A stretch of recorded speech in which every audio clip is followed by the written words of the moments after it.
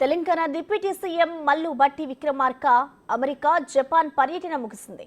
రాత్రి ఆయన శంషాబాద్ చేరుకోగా అధికారులు, కాంగ్రెస్ పార్టీ శ్రేణులు ఆయనకు ఘన స్వాగతం పలికారు.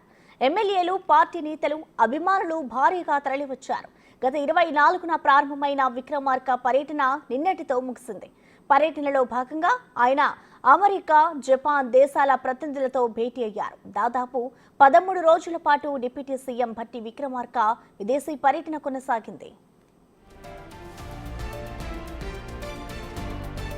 అమెరికాలో జరిగిన అంతర్జాతీయ మైనింగ్ ఎగ్జిబిషన్ మైనెక్స్ 2024లో కోమాత్సు, హిటాచి, క్యాటర్పిల్లర్ వంటి ప్రముఖ కంపెనీల ఉత్పత్తులను డిప్యూటీ సీఎం పరిశీలించారు.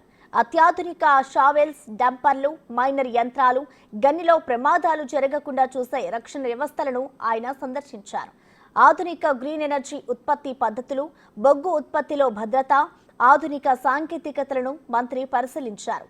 అంతర్జాతీయంగా ఉనికిలోకి వచ్చిన అత్యాధునిక గ్రీన్ ఎనర్జీ టెక్నాలజీలు, ఆధునిక మైనింగ్ విధానంలో అధిక ఉత్పత్తి సాధించే భారీ యంత్రాలు, వర్చువల్ రియాలిటీతో రక్షణ చర్యలు మొదలైన అంశాలపై అధ్యయనం చేశారు.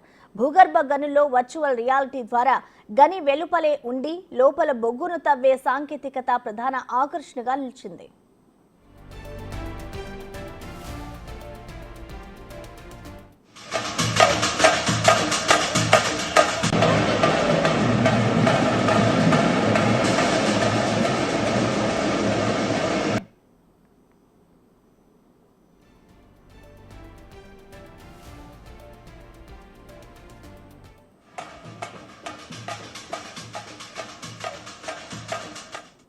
అమెరికాలో అతిపెద్ద హువర్ జల విద్యుత్ డ్యాంను సందర్శించిన విక్రమార్క జల విద్యుత్ ఉత్పత్తి విధానాలు, రక్షణ చర్యలపై ఆరా తీశారు.